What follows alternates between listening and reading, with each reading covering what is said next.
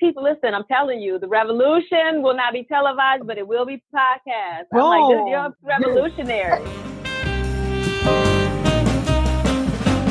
You can't keep using tools of oppression and expect to raise free people.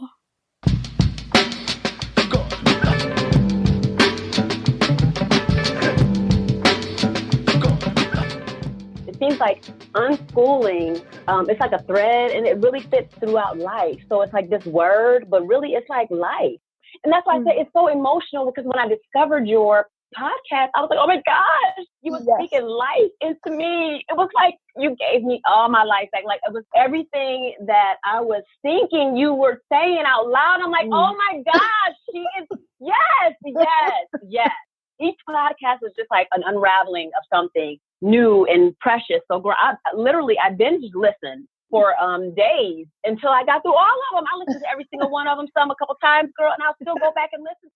Peace, y'all. You are listening to the voice of Louvenia Wilkerson, aka Lou, aka the bougie pioneer woman. That's her Instagram handle.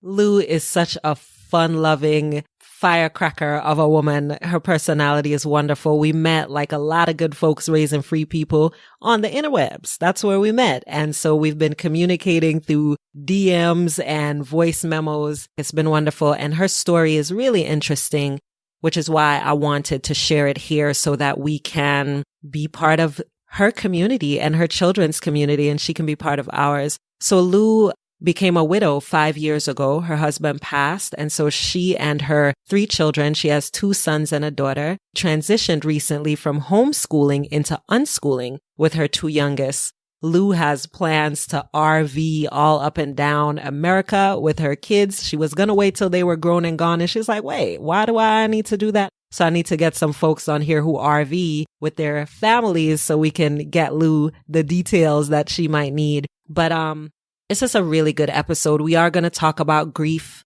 We are going to talk about loss. We are going to talk about self-care. We are going to talk about the amazing things that happen when you get a chance to really witness your children. And in Lou's case, like many of us, that really happened as a result of something that caused her to need to pause. And then as a result of backing away and being able to observe, she just saw how her children were learning without her having to force anything. And now she's practicing building upon that, as well as her own freedom, which she'll talk about. The show notes page, which you will absolutely want to check out, is akilasrichards.com/73. You'll have the connection to Lou, her Instagram account. I'll also post a link there for an event that I will be doing in May in Pittsburgh as part of Remake Learning Days. I think I might have mentioned it on here before, but it's May 18th. So there's this Remake Learning Network that focuses on, it's the week of May 17th to 25th. And let me read from the site. It's a celebration of activities and events showcasing everything that makes the greater Pittsburgh and West Virginia regions recognize national leaders in innovative teaching and learning. I will be hosting a talk at the 3 Rivers Village School in Pittsburgh on the value of self-directed education. And I'm doing that Friday, May 18th. If you check out the show notes page, you won't have to remember the link to this, so I won't even say it because I'll put the details there for that. I'm also going to put some details about Raising Free People Network, the needs there. I've updated the needs page. Thank you so much for those of you who have called and emailed me with your interest about broadening, building this network. Oh my gosh. So excited to connect with you. And we need more help because I need multiple writers first and foremost, because I want these stories out there. I mean, y'all listen to this podcast. You hear the sort of things that are happening in people's lives, and you hear the sense of community that's being formed and the things that people are actually doing. So in order for us to get this out to even more people, not just in the US, not just in North America, cannot do it solo. So thank you so much for those of you who have reached out.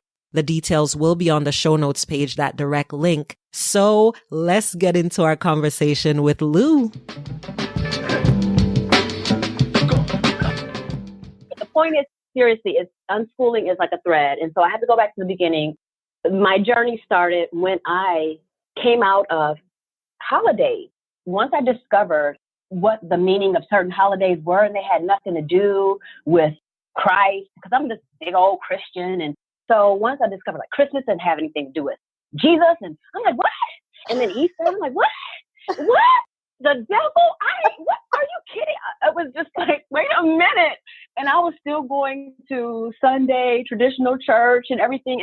And I was really active, and I was this youth group leader and had keys to the church and everything. Anyway, my journey started there, and I didn't realize it's a form of unschooling. Okay. So yes. Okay. Yes. So anyway, because I had to reprogram my mind and my thoughts. So stopped doing that, coming out of holidays. Then all of a sudden, as I learned more about church and Sabbath and so on and so forth, I started studying. Then I came out of keeping Sunday.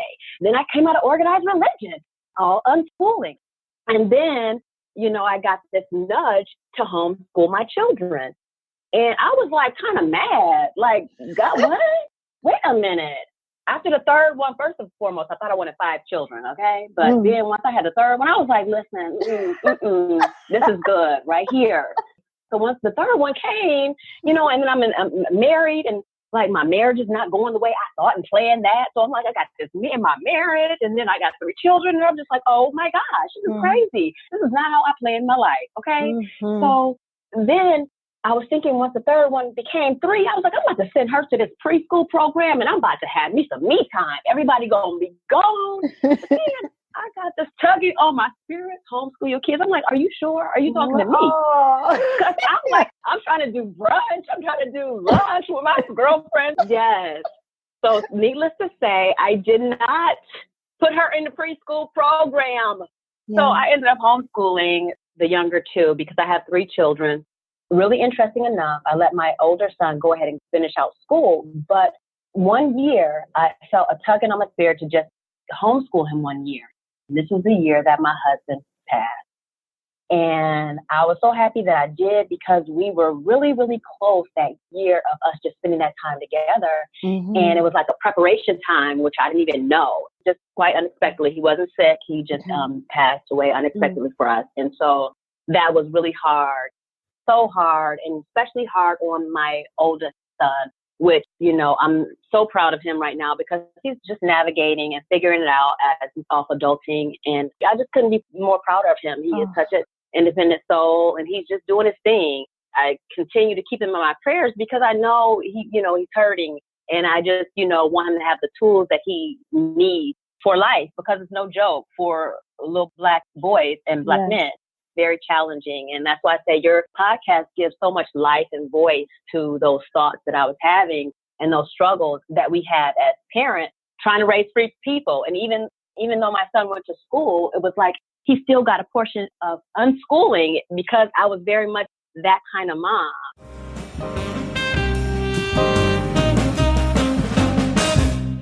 So I wanted to bring this up because clarification, and then also an opportunity. So the point of clarification that is purely subjective is that I don't think that you can kind of unschool. Malika and I were having a conversation, Malika Diggs of Eclectic Learning Network. And we were talking about how there's no derivative of freedom, right? But unschooling has principles. And liberation and trust are at the core of that.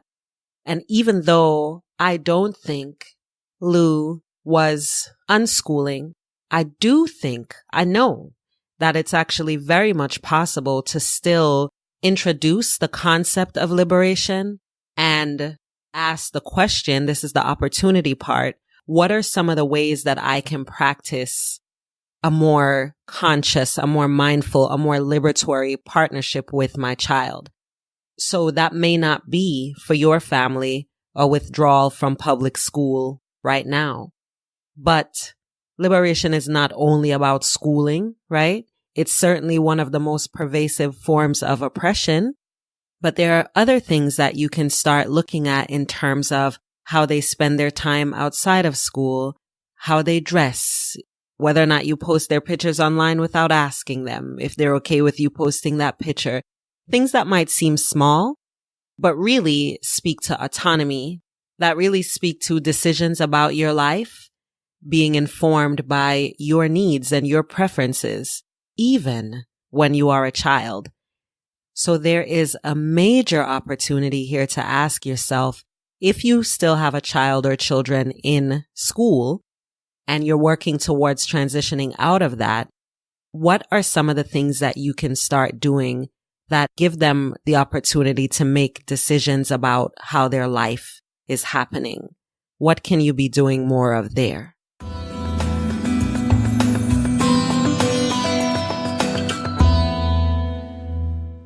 After my husband passed, about 2 years after, I said, well, what am I still here for? Why am I still in Ohio? Because we're in Ohio. And I was always traveling before I had children. I wanted to kind of have some roots for my children because my mother always traveled and moved. And I just thought like that's what we needed. But my son took me through challenging years when he was a teenager. And that's just because so much had happened, which I understand. Yeah. And on top of that, he had to navigate and figure out how to be this man. And he lost his dad, whom he loved so much, and his dad loved him. So it was just hard. Yeah. And it was hard on me. But one thing that I learned, hindsight, is just that I was holding on so tight. You know how you want the best and you think that you can do and control things, but you can't because they really are these individuals. And my son has been an individual for a very long time. And see, what the problem was, I had given him a voice when he was younger, but then I didn't understand it when he got older because I still want him to do what I told him to do. And he was just resisting that because he had his own ideas, his own way. And I was holding tight. And if I had known about unschooling, I would have handled this a whole lot better.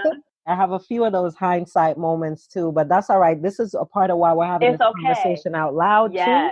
Yeah. So the thing for my oldest, Zaire, he really just was trying to figure out how to be a man and have his own choices. And he's just always been a self-motivated young man. I mean, I like to take credit for some things, but I don't know if I really even can. He's just, I really don't. Listen, when I first had him, my first one, I thought I was Mother Earth girl. I was like, oh yes, I am doing this mothering thing.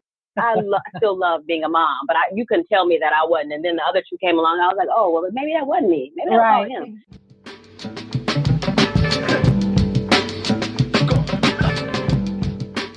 I actually love that you said, I'd like to take the credit for these things, but I won't. I think that it is so healthy for us to recognize that our children are not just versions of us, that they're not just, they get this thing from me or that thing from me or whatever. We also need to recognize the ways where they are their own selves. Like when you said your son has always sort of, had that voice, and you say you gave him that voice, but really you recognize what was in him already. You recognize that you technically didn't give it to him, but then you knew how to hold on to the reins because that's how you're trained. And then you learned over time to go back to allowing the freedom he was born with that voice. Exactly. And it was so hard because, like I said, he's just always just been this well-behaved, this well-mannered, just this really packaged thing. And not only that, but just self-motivated. He works hard. He's been working since he's at birth because my children, we all are talent. We model and act. And he's done movies and commercials and things like that. So he works in that aspect. He's caddied and he's saved up money and he bought his own car, paid his own insurance. At a young age, I made him do those things just because, his mama don't be having a lot of money and stuff. So anyway, I felt bad initially because, we as parents, we want to do everything for them. But I'm like, the truth is like, listen, I'm going to give you experiences, but I may not be able to fund everything. So you won't have the contribution. So their money that they would make, that would be invested back in them with whatever it was that they were interested in. But at any rate, this son of mine, the eldest, he's his own person and he is just awesome in that respect. And, it was really difficult for me to let go of that and say, okay, I get it. And so finally I did. I had to say, okay, I've done my job. I'm going to let him figure this out. I'm here and you figure it out and I'll be here if you need me. But I'm here to guide you. But he had such a strong will. And once I let go, it was like, I mean, I was still there, but I just was like, okay, you know how your butt cheeks are so clenched so tight because you are trying to, you want them to get it. And it's so scary. Yes. You want them to get it because it's no joke. I'm like, they're out here killing Black boys. You just gotta be smart. There's no room for error. You know.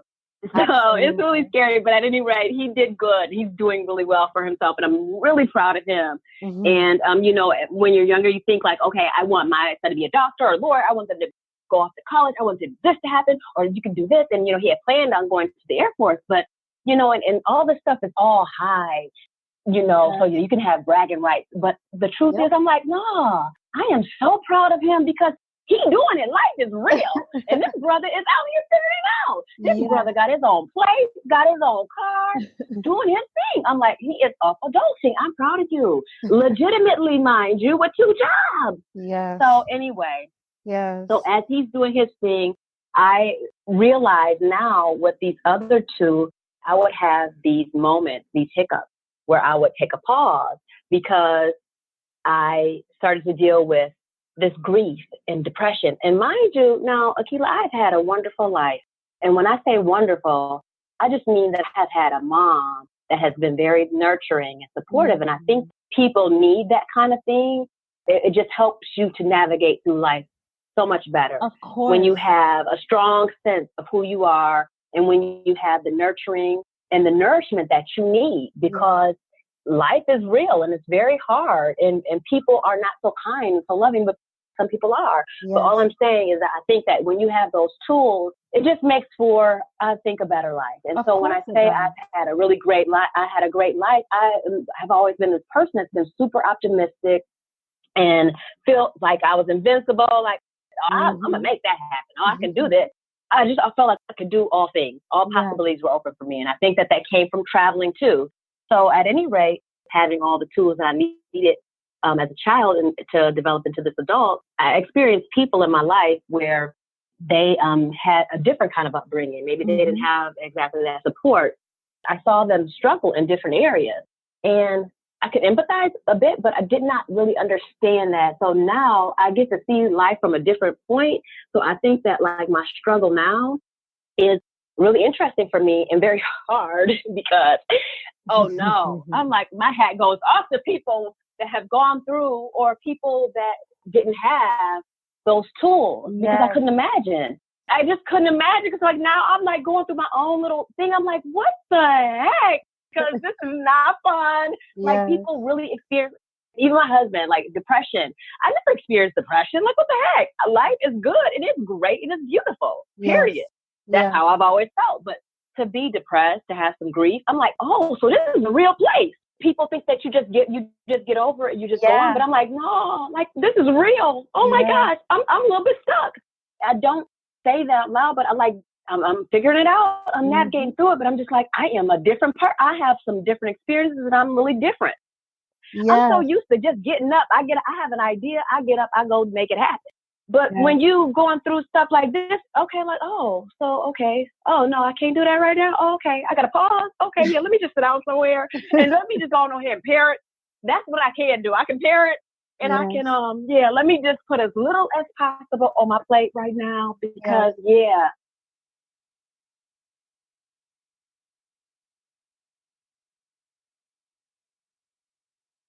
I know a lot of people listening to this, Lou, are so appreciative of the space that you are speaking from and also can remember when they were in that stuck space and couldn't figure out what to do to move forward. You know, my friend calls it survival mode. It's like, what do I do now on the other side? Put as little on your plate as possible. Like, what are the 2 priorities right now? Like real, pretty much like that for starters. Yeah. Pretty much. Yes. And that's what I go back to. That's something that I go back to all the time. I say, what is my purpose right now? And I've had to do that for several years now because the one thing I know for sure that I am a mom, and I know that I've been called to homeschool my children. So those are the 2 things that I know. If I don't do nothing else, those are the 2 things that I know I'm supposed to do. And so I am okay with that. But sometimes, I'm such an achiever and so used to just going for it, doing it. And it's really hard to, have to just take a pause. And so when I would take these different pauses as I was navigating in these recent years, homeschooling the children and taking a break from our normal curriculum, I decided that I would sell my business. So I had a children's resale boutique. I was in the process of buying my home. I shut that down, downsized my house and moved in with my grandparents. and decided I was going to get an RV or van, and we were just going to travel. We were going to travel and navigate and just explore the great USA, and also just go to places where we could work, doing what we do as talent. So I had been looking online for some time now about RVing. Once the kids were grown or something like that, I would do something like that, or once they got older. But then I decided, no, like I said, one day I just woke up like, well, why am I still here? My cousin's gone, so why am I still here? That was one of the reasons for staying in Ohio, was because like he was here. And since he wasn't, I was like, okay, you know what? We're about to just do this. We should leave. Let's do this. So I said, once he graduated, I would just start traveling. And so we still don't have the RV yet. So we've been just traveling until we get that. But at any rate, we were downsizing. I was selling, my business and liquidating and all that jazz, taking pause for packing, a pause for my regularly scheduled program of homeschooling, school at home. And slowly we had gotten more relaxed. And so what happened was I would see that my children were still learning. And so I was like, well, and I had heard about unschooling, but I hadn't done any research. And I already said that we're leaning more towards unschooling, because I would go to conferences. And so I'm like, I think we're leaning more towards unschooling, but I hadn't done any research on it. And I hadn't committed to that because I was too, what was I going to tell people? I'm already wacky enough, Now I'm about to move in an RV. People think like she is lost her mind. No, let me just go on ahead. So at any rate, but when I saw that my children were still learning, I was fascinated, and especially fascinated with my daughter, the youngest, my 10-year-old. She was probably 8 at the time, and she had just been really into this line. And then she was talking about she wanted to start a business. She said she wanted to get a YouTube page. She wanted to do this. And she taught herself how to do all these different things with YouTube. And she was researching and figuring this out and figuring that out. She figured out how to edit, how to make a thumbnail. I was completely fascinated. I was like, well, what the heck? And then I found your podcast, and I was like, this is what we about to do. This is what we're doing. Forget everybody. Forget what anybody thinks. Let me research it. So, my biggest thing is all about researching. That's how I did when I came out of, Sunday. Like, how am I come out of keeping Sunday? That's what I know. That's all my family knows. How am I going to be keeping the Sabbath? What's that even about? So I had to research. I'm like, I'm reading, doing all kinds of stuff. Like, wait a minute. I have to have my walk and my testimony straight. I got to have this thing. I can't be doing it for nobody else, but for myself. And I have to understand why I'm doing it. And so that I can have my explanation together. Those are the cores of unschooling too. That has nothing to do, as you said, Lou, with proving anything to anybody else. You say it has to make sense for me. Like what my testimony, my walk, all of that needs to be straight. What is this thing that is giving me this level of conviction?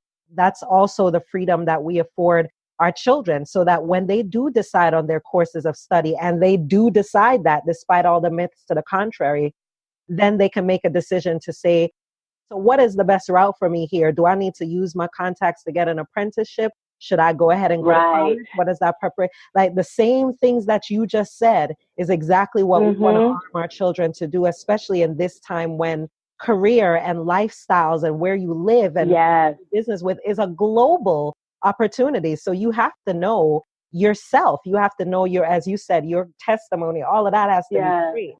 Yes, and so true. And that's when I discovered also that I'm like, wow, I'm an unschooler. And it's so funny because when I started homeschooling my children, I began to have a love for learning. I never had a love for learning. I didn't even like to read. Probably because I didn't see me in things. I didn't see me in books as growing up, and it just wasn't interesting to me. But listen, I love reading now. I love learning, and I love research. That's my thing. That's what I do. I am definitely an unschooler. I'm constantly learning something. So my children and I are always off in our own corners of the world doing our own thing. It is so wonderful, and I'm so free, and I'm okay with that. And like you said, we check in, and I see what's going on. But we're doing a lot of deschooling too, because I'm still healing. And this is something that we don't do as Black people, and that's therapy. Going to counseling. I have to go to counseling. I need that. I need that in my life. When I feel when I feel like I'm having a place where I'm getting a little bit stuck again, I'm like, okay, it's time to go to counseling. Let me go talk to someone. Let me talk through this. You have your girlfriends, you have your people in your life that you can talk to, and that's great. But it's really great to go talk to somebody to help you talk it through. Because not only did I think I was Mother Earth, I also think I'm Wonder Woman. I do. I think I got to carry everything. And sometimes I get tired. It's not sustainable. not. And it's a horrible way to perpetuate the lie also to our children, Right. to all children, that your worth is embedded in like how much you can endure. Absolutely. A lot of it, you don't want to feel like you're weak. And I think we as Black people, we are strong to a fault. I know we do a thing because we have to, but also it's just, knowing when to say when and when you need that help. And sometimes people, especially with well intentions, say things like, well, why you go through this? Maybe you should be putting your kids in school. Well, yeah, maybe not. Maybe they can see that this is life. And exactly. I just let them know. And there was times when I wanted to, I like to hide things from my children because you don't want them to feel the brunt of everything. But unschooling has taught me, and life has taught me that no, they're going to know, okay, listen, this is what's going on. Yeah, mommy gets really sad sometimes. It's really heavy because this, that, and so. I tell them what's happening. So they're getting to know, they know their mother, but they're also getting to know the person. So what you're doing is breaking that particular cycle that is very normalized for so many of us by letting your children in. It doesn't mean you're going to sit them down and be like, here's how we only got $500 and we need $5,000. Like we're not saying that either. We're not saying, burden them with all of the woes of whatever the hell. But it's to not pretend that you're happy when you're actually sad and to say, yes, this is a real thing and I'm deeply uncomfortable and I'm just going to be in my room today. So they know, oh, this is a real thing. People navigate this. Yes, very real. And it's been hard, to kind of share that, but I had to get to a space and place because I don't want them looking at me sideways and be like, okay, well, what's going on? So I just say, like, listen, this is what's going on. This is what mommy needs to do for me right at this moment. So just let me do this. So they're so used to me taking them here, doing this and doing that. And we're always so busy in this program or in this and that. They're taking this lesson and that lesson. And, there's a time I just like, listen, we're going to take a pause, y'all. Yeah. I need to take a pause. Sorry if you're bored. You're going to figure it out, okay? Because, I need to do this for me. Yes. and that's okay. And I had to learn that that's okay. So all of that has been part of the healing, part of the unschooling process, the deschooling. And we're doing it together. We are learning and we're growing together. And I love it. I love these children so much. And I love our process. I love our journey. I remember when you were talking about your youngest and how much she had been with this whole project, learning how to make slime and putting together a whole business around it and being so committed to sharing what she's learning. And even just in your words, there was so much soul. Like I could read it. I could read those words and see and hear and feel how you were feeling about her. And I was like, man, this is why this option is so important, because this little girl would have been sitting somewhere getting standardized out of her magic when, she's doing these things and she's in an environment where her mother can support and celebrate her at 1 o'clock, at 2 o'clock, at 11:30, not at 4 in the evening when she's tired as hell. Yes. And it's so true. Right now, my son, he has always been into games. Okay. But now he just got this system. And if I hadn't done my research, I would be like, okay, no, I don't feel comfortable with this because he's just gotten this game system and he is on it like crazy. Yes. And he plays games. If I wouldn't have seen it and I wouldn't have heard people's stories about how that's okay, I would have been like, this is not normal. This is not okay. I cannot accept this. Right. But no.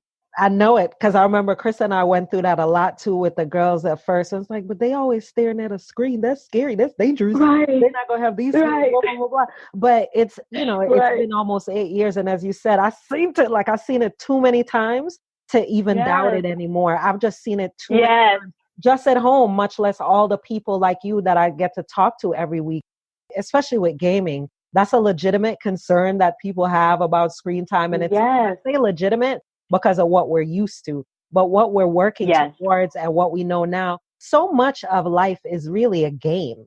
So like when I was preparing to go to law school, that was a game. It meant that I had to train, I had to look at how my mind needed to work to take the LSAT and pass it. I had to play the game of doing it's just instructions and they are great at that. They know, oh, if I use this code, this will get me here. If I collaborate with these people, we could get to this level. And that's life. Yes. So and I'm glad that he has a mother who knows that. Yes. the funny thing that comes with that is like, I can't believe how free I am, to say it's okay. Like, yes. I don't care what others think. It's okay. This is what we're doing. Yep, that's what he's doing. I don't know what he's going to do with it, and that may pass or whatever, but that's what he's doing right now. That's his thing. Do you ever meet any other parents who ask you about that, or what are your thoughts on that? Because so many parents that I come across, Lou, they feel like that, like, look, he's doing his thing and I don't want to care. But then when my mom asks me or this person asks me, what's your perspective on that? Like I said, part of the research, I think you said on one of the podcasts and maybe on your website about Stop Stealing Dreams. Book, but his manifesto. Yes. So I started reading that and I was like blown away, like, whoa. So like I said, I'm so free with it now. People may make comments or ask questions, especially my mother. I do a newsletter where I tell like my mom and my dad and the people that are close to us, if they want to know like kind of what's going on with us on our journey. And I try to explain as much as possible. I sent them the manifesto so that they can see too. So they, if they really care, they can read more about, our journey and how we're learning. You know what I mean? So I explain as I can, but for the most part, I just use Hollis's story, my daughter, because I'm so fascinated with that. And I'm like, that seals the deal for me. I share that with them because I'm fascinated by that. Like, who does that? She is among the other amazings in the unschooling world because they have so much support that their magic just shows up. The same thing, we got to be in our 40s and 50s before we can reclaim, or even later. Exactly. It just shows up for them. And it's fascinating. It really is. That's such a great. It really is. For it. It really is. It seems little sometimes, but not really, because I'm just like that's huge to me because I don't even know how to do a thumbnail, but she figured it out. She taught herself how to edit. This is how they're learning. And I love that we have the freedom to do it. I love that I had the courage to step out to do homeschooling, and it led to this because I love having the input and sharing time with the children in this way because we're just so close. Not to say everything is all like, perfect. I'm just saying we're close. I'm just saying like they ain't been arguing. Yeah, like they don't be arguing in the room. You know what I'm saying? I ain't saying that. And I think that would have been happening either way because it's people living. Pretty much. And we do that, right? This is not because they are unschooled. This is because they are human beings communicating. Pretty much. I love that in your story, you've given us so many real examples around like how learning works and what's okay. And that's what I love about your story, because so many of us, it's like we need the other things to shore us up. And for me, it's like, you do your research, as you said, but it really started with like something in your spirit and you knew how to obey, in a sense, how to say, you know what, that is the direction. Something's tugging and I need to obey, because we connect that to religion. And like you, I had my own like shedding of what was my religious process, what I was raised in, to be like, for me, and it's not a judgment on anybody else's walk, but I don't need that. I do not require that at all. And it actually isn't how my spirit thrives. And so I feel like in your story, I heard a lot of come to it, whatever it is, of your own accord. That's all we're saying. Ask questions, disrupt the narratives, come to it when you feel like, yes, this is exactly what I'm being led towards, even if you don't know exactly how it's going to turn out. Absolutely. Absolutely. That's exactly it. Because I'm constantly, Akilah, questioning our creator, my purpose. I'm constantly saying, okay, now this doesn't make sense. Okay, you got to help me make sense of this.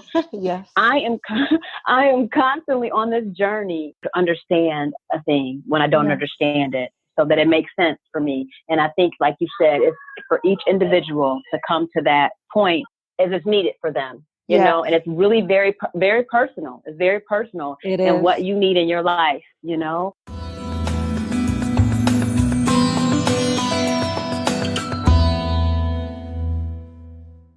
So what is next for Lou? The vision, your life is expanding. What's good? What's coming up? I want to do so much, Akilah. Like I said, I'm in this place where, listen, I'm doing the work. I'm doing the self-care so that I can be okay. So I can fly again. Because right now I feel like I'm grounded and I got to just, walk it out. Taking it day by day, step by step. the old me. But girl, when I heard your podcast, I would have me a podcast right now. You know, yes, girl, I'll be having my website up. So many things I want to do. But the scary part for me in my healing and self-care and while I'm going through this process is that I'll have so much steam in the beginning. I'll be like, yeah. And all of a sudden I run out of gas. Mm-hmm. I need to make sure I have some consistency on a level plane so I can be okay. Seriously. Yes, that's real. And I really value how you said it's one step at a time. That is a game plan. Yeah, but it sounds like you're making sure that you're not going to get back into that place because you know to follow that inner lead, to take it slow and to recognize your pattern. Right. You're like, oh, how do I make that pattern different? How do I make it more sustainable for me? That's what I hear. Because, you know, Akilah, it's true. Because, see, the thing about me is I love life so much. I really do. And this part of this journey is very challenging for me. So while I am taking it the step by step, it is a hard place to be because, like I said, myself, what I know to do is to get up and go and move. Yeah. And so having this time to just sit down is, like you said, it's a good place to be also because I'm doing a lot of learning. For now, the children and I are just traveling and enjoying one another because, you know, it's amazing how my son just grew up so fast. Because, like, you just don't know. My babies, they only have me now. It's just me. So I just hear that still small voice saying, enjoy them. So we're just traveling. We're traveling. We're, you know, looking, you know, to get representation in the different cities and then getting an RV and we're going to be, you know, RVing all along. I'm so excited for y'all. You know, you got to come back when you're like, oh, we went RV shopping. The minute I see that on Instagram, I'm going to message you. Hello, this is Akilah. Can we get on call?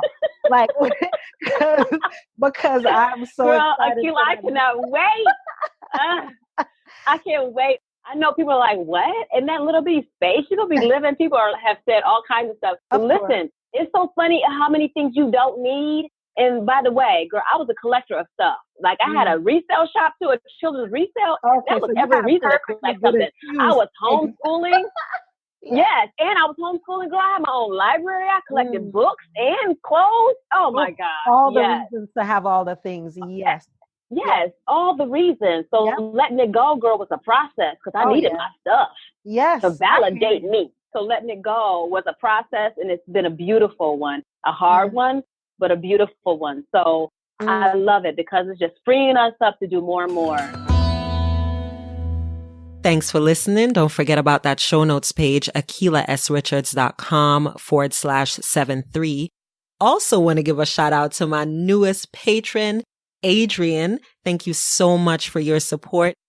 So y'all, if you're feeling the podcast and you want to put a little bit of money where your vibe is, you can check out patreon.com/Akilah. That's also going to be on the show notes page and support the work that we are doing here. I get to say we now, hey, at Fear of the Free Child podcast. Talk to you next week, y'all.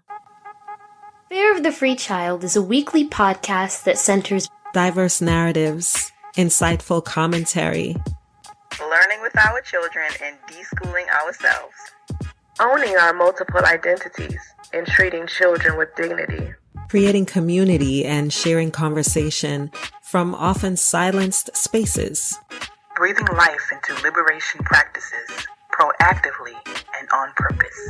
It's about parenting. It's about self-directed education, loving. It's about learning. Thanks for listening to Fear of the Free Child podcast. Like the show? Then show your love or give your feedback at AkilahSRichards.com.